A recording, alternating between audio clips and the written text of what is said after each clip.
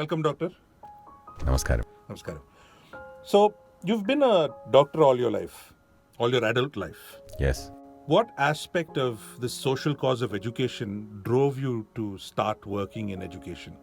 We as children, we were put in a boarding school because our village did not have schools, or my parents did not trust the education in the government schools or in the private schools in the area. But that was about 30 years ago. Now when you look back at it, the possibilities are different. We have access to internet, we have access to books, we have access to resources, teachers, knowledge is open. In this era, education should be kind of a process where children gain knowledge within their own ecosystems. So children should not leave their home or their surroundings for higher education or for primary or high school education. It is that belief that led us to this journey. And in this journey, we started off by exploring the various possibilities in our area. And we thought education needs to have a research-oriented approach. You need to observe what all needs to be done in education at a personal level. And by sending my children to a government school, we actually gained that access to a government school, and we were able to see it at a very close quarter. That gave us perspective. Not that we went to change something. We gave basic infrastructure. We donated certain things like desks, solar power, water, wash basins. We painted up the place.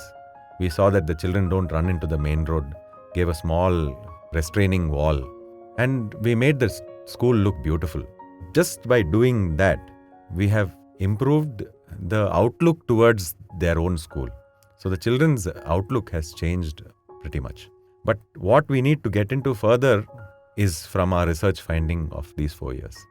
So this journey that we started off, it started off with the basic thing that we need to provide those possibilities for children to learn here itself, without having to leave the comfort of their ecosystem, of their home, of their town, or their village, or their friends, or agriculture, or the forests around us, the rivulets, the fish, the mineral resources, the plant resources, our traditional knowledge, our clothing, our medicinal plants, so many things which we do not actually value in terms of knowledge which needs to be put into our education. So that ecosystem, without disturbing that ecosystem, having to provide education is a challenge. You yourself come from a family of certain amount of privilege. I'm not saying a lot, but at least a certain amount of privilege in comparison to the people that you live around. You yourself have gone to a school that is of a school of privilege. Now, when you put your children into a government school, I'm sure you would have faced a bit of support and, of course, a lot of resistance to it. How did you rationalize that this is the right choice, that I should put my children to a government school, and whether the society says yes or no, I shouldn't bother about it? So why I'm asking you this is, in case another parent of a privileged family comes in and has to make a decision between a high earning or a high expense school and a government school, how do they persuade themselves to say this is the right choice to send them to a government school? See, there's no such thing as a right choice. It all starts with a choice and ends with a result. So how you take this choice towards its goal is very important. You make any choice. You send to a private school or a government school, or you homeschool them, or you don't give them any education. The end result is a certain thing. If you're aiming at that, how you give inputs to the children is very important. So these choices are to be made at a personal, at a societal, and at a community level. The community level has to realize that education is a bleeder in terms of economics, in terms of money. The societal level has to realize that free education creates free-thinking individuals. At a personal level, you need to learn to deal with different classes of people, different economic backgrounds of people, different cultural backgrounds. These things actually, in the milieu of all these things is education. So choice is one thing, and providing those inputs that are required for the overall holistic development of a child, that's another thing. if you can open up this whole aspect of education to public for debate, you come across so many things in education. I describe education as an open-ended ocean.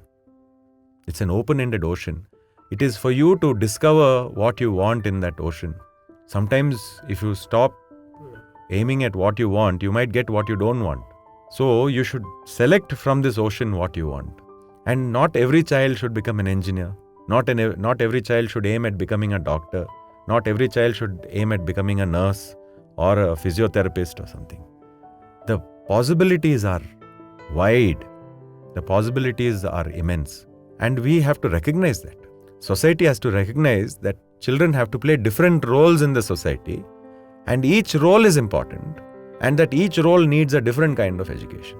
So personalizing, contextualizing, customizing education will be the success of any institution, educational philosophy, or a local governance policy also. So education is an empowerer. So there is no doubt about that. So in today's day and age, it's fast-paced. And most of our kids are basically born and then they're hitting the ground running, basically, because they have to keep up with the fast-paced world. Do you think the education that a government school, of course backed by a little bit of homeschooling, do you think that education equips them to cater to the current requirements of the world? And do you think that they can compete with the other kids? Because there are children who will still go through the schools of privilege. Do you think that they can compete equivalently in society if they're put, against each other or put in the same environment together? See, we should recognize our level at which we are to see where we have to go. It's very serious business. At a village level, we have certain amount of resources. Financial resources, agricultural resources, educational resources, infrastructural resources. These resources are at one level. What you have in a city is another level of resources. Whether you make use of it or not is not the issue.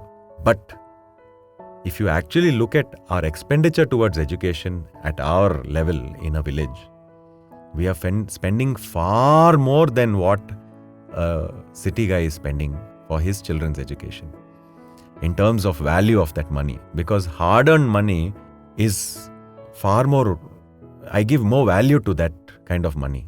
So 10,000 rupees of a farmer is to me like 10 lakhs of a city person. So if somebody is sparing 10,000 rupees towards education, I look at it like a 10 lakh investment on his side towards education. But a farmer needs to know that together with other people in his community, he can actually provide far better quality education by pooling in his resources in a local government school than with going for a loan and putting him through a college education far away from the valley, from the village. So this difference between the city and the village, we can never cover by competing financially, by trying to exploit our earth and get more money for it. Money for education, clothing, style, the whole works. We need to see how we balance our economic limitations with our goals and see how best we can do it. And this balance is very, very important in the future of education, especially for the villages. And if you can get into that, we are actually dealing with the problem. So, your wife Sheeba and you have put your kids into a government school from the beginning of their educative lives. What has your learning been from all of this as a family, as a unit? What has your learning been between the both of you? To start with, Sheeba comes from a teacher's family. Her father is a professor of psychology. Mother was a English professor. She's no more.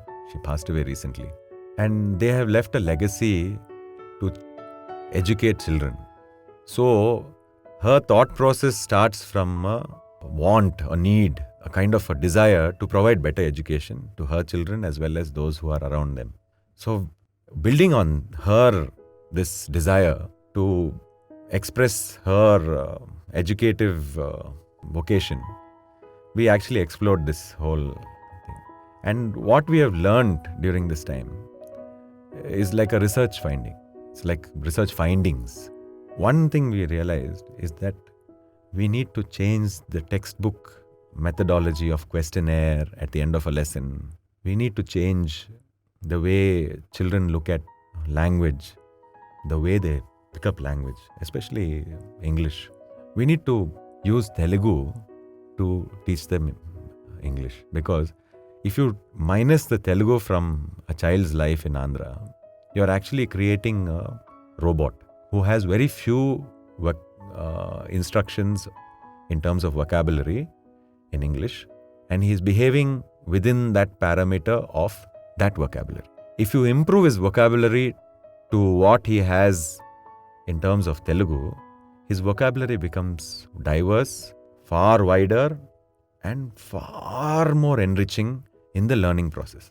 So teaching the English through Telugu and learning Telugu as a deeper vocation in children's educative lives is very important. That's another thing we learned. We also learned that hygiene and sanitation and all that is not taught in schools in curriculum, but in the practice of that in the school. So a school should have a policy, clear-cut and open to the children, which tells them how to keep themselves clean, what they should do in between meals, between classes, how they keep their school clean, how they keep their town clean, their village clean. I think it's by far the most enriching thing that a school can do is to inculcate certain amount of value systems in the children. And that can be done only through practice. And it's really weird that we think that everything can go through a government policy and succeed. No. I think if we are building a society, we have to build with the children, and we have to build it stepwise, without any hurry and without any fancy notion that we can put aside all these primary steps to go to our goals of a Swachh Bharat or like a Singapore, Andhra Pradesh. It is not even possible. Because if we are not building at the primary brick level, we cannot go to the tower level. The tower level is another ball game altogether. And I think a good collaboration with people outside, with universities outside, with knowledge centers far away, with foreign students coming to our valley, with many multiple possibilities that we can explore, we can make education far more interesting, far more enriching, and far more successful. And we can create local jobs, we can rekindle our livelihoods, we can go back to natural materials, we can save our economies, we can reduce our expenditures, we can use our unintended expenditures for investing into essential areas of development, of education, of water supplies. We can divert our bleeding economies into enriching economies, into investors' economies, into economies that profit from essentials rather than bleed from non-essentials. So it is very important that education is given that kind of a status in our local area. And that's a serious thing to say, but even more serious and more difficult thing to do. What about your association at this point, in the sense your educational faculty at this point? How far have you reached in these goals, and what do you see for the future of your organization, if I may? We are not an organization yet. We don't have a registered NGO. And the future, what we have done for the future is that we have started a library and learning center in Kodur. And this has about 1,200 books to start with. And we have a lot of multimedia resources, voice resources, music resources. We have a lot of environmental books and materials. And we are looking at collaborating with people outside. And we have made contact with universities to bring in young students to come to our area to teach, to research, education. And since this is a new beginning, I wouldn't try to boast of any great things, but I would say that we are getting into the basics. So we have enough materials and help and resources to start a learning center that will teach good Telugu and English and bring in aspects of art and environment and better methodologies to teach in the schools. We have those resources. And my wife is also training, Sheeba is also training in diploma. She's now ready to start teaching English. And we have a few professors of Telugu who are also interested in joining us. We have universities coming forward, and we have many volunteers coming forward as well. Resources wise, we are on a difficult pitch, but I think God willing, everything should go fine. And we hope that the people respond equivocally and they take this forward and we are able to deliver. I wish you success. Thank you very much. Thank you.